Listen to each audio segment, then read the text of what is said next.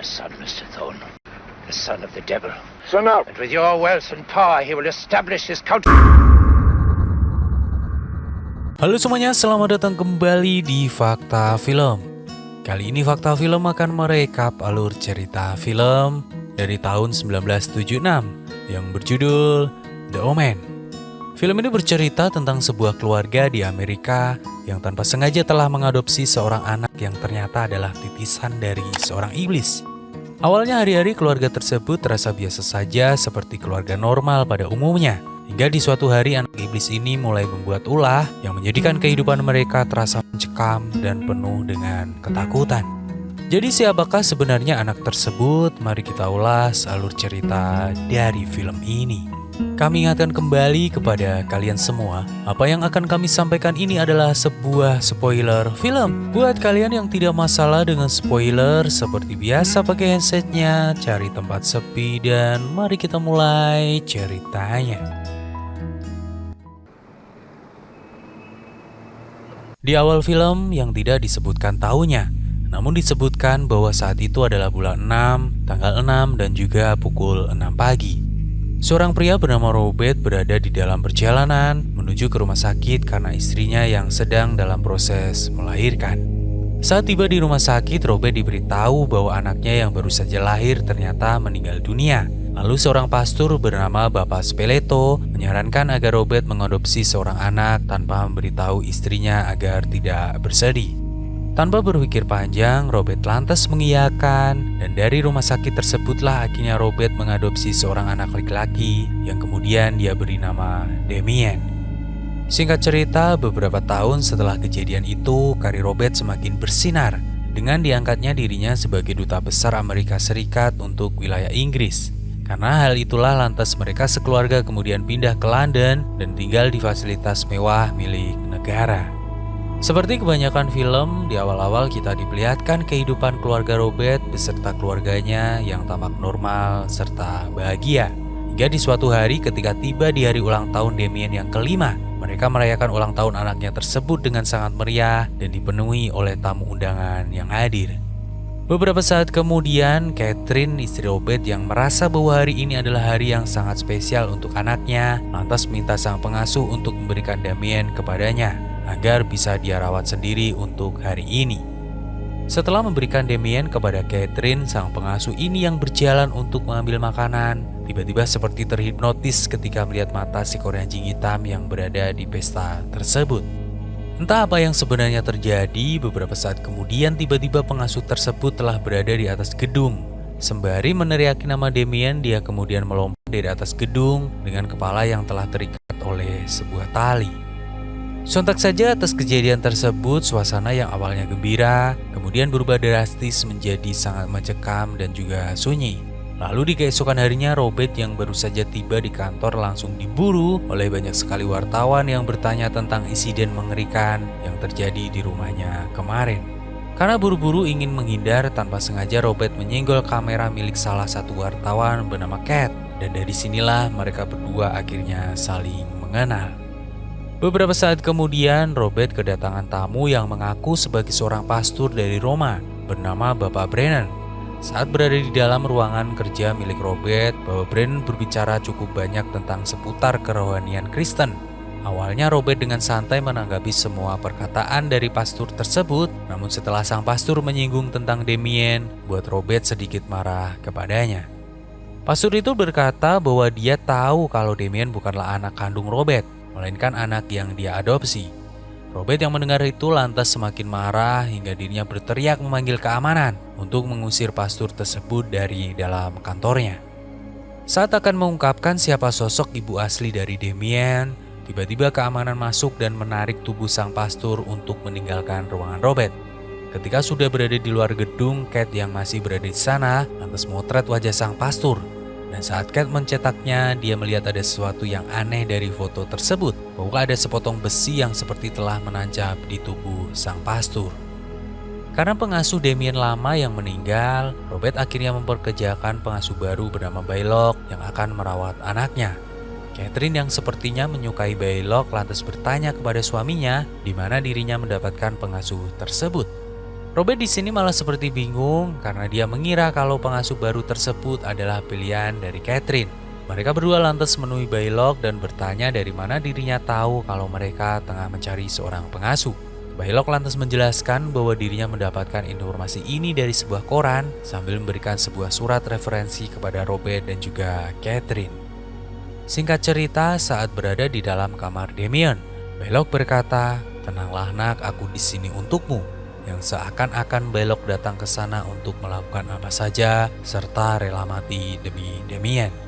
Mendengar perkataan Baylock, entah apa yang terjadi, Damien seperti senang sambil tersenyum aneh ke arahnya. Di hari Minggu pagi, Catherine yang bermaksud mengajak Damien pergi ke gereja untuk pertama kalinya. Entah apa yang disembunyikan Baylock, dia seakan-akan mencoba menghalangi dengan berkata kemungkinan Damien masih terlalu kecil untuk dibawa ke gereja. Namun Catherine memaksa dan ketika keluarga tersebut akan sampai di gereja, Damien terlihat ketakutan sambil terus memohon kepada keluarganya untuk pulang ke rumah.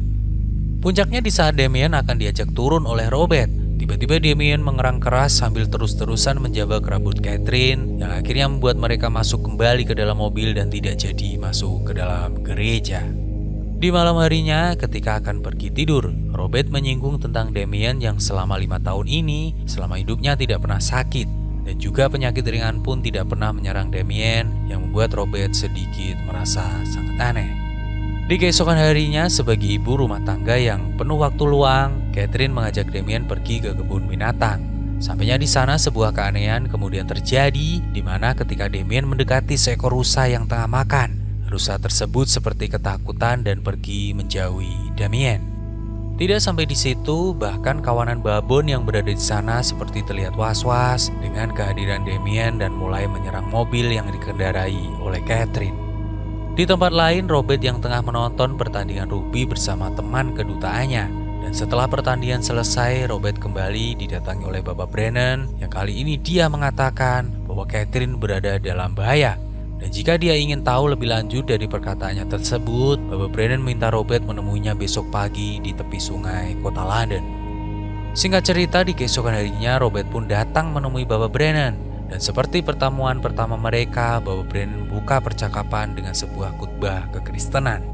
Berlanjut setelah itu, Bapak Brennan berkata secara gamblang bahwa Damien anak angkat Robert adalah seorang anak titisan iblis.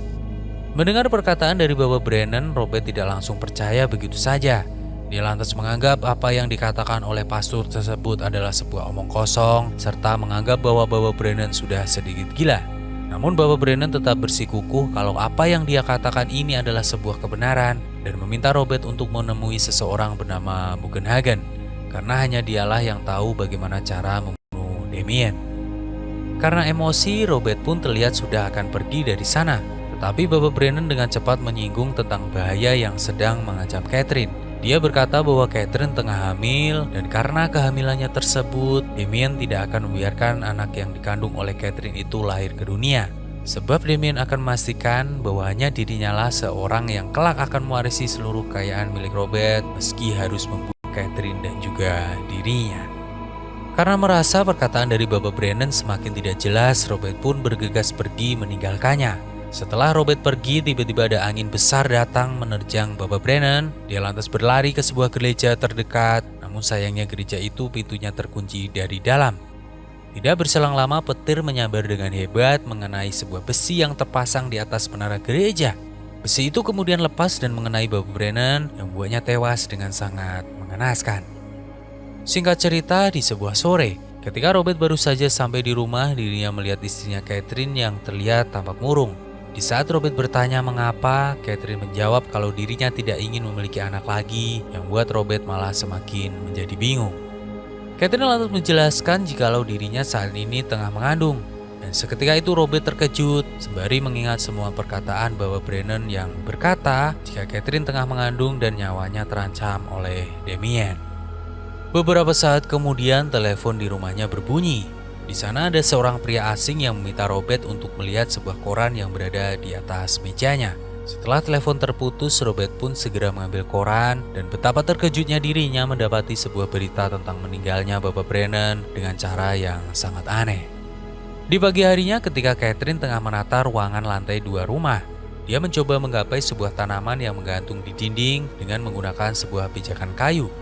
Bersamaan dengan itu, Bailok yang tengah mengawasi Damien bersepeda di dalam kamar, tiba-tiba membuka pintu kamar tersebut dan membuat Damien mengayuh sepedanya dengan kencang di luar hingga tanpa sengaja menabrak pijakan Catherine yang seketika itu membuat Catherine terjatuh dan bergelantung di lantai 2 rumah miliknya. Entah apa yang dipikirkan Damien, bukannya menolong sang ibu yang bergelantung, Damien malah diam saja melihat ibunya berteriak keras meminta tolong. Hingga akhirnya Catherine tidak kuat lagi dan membuatnya terjatuh dari lantai 2 rumah miliknya. Akibat kejadian tersebut, Catherine akhirnya harus dibawa ke rumah sakit untuk mendapatkan perawatan. Akibat luka yang dia derita cukup serius. Robert yang datang ke sana lantas ditemui oleh seorang dokter yang mengatakan kalau Catherine beruntung tidak meninggal dunia, tetapi harus kehilangan janin yang dia kandung. Mendengar penjelasan dokter itu membuat Robert semakin khawatir jika ucapan dari Bapak Brennan tempo hari mengenai Damien ternyata memang benar adanya. Beberapa saat kemudian setelah berada di kantor, Robert mendapatkan telepon dari Kate yang ingin membicarakan tentang kematian Bapak Brennan.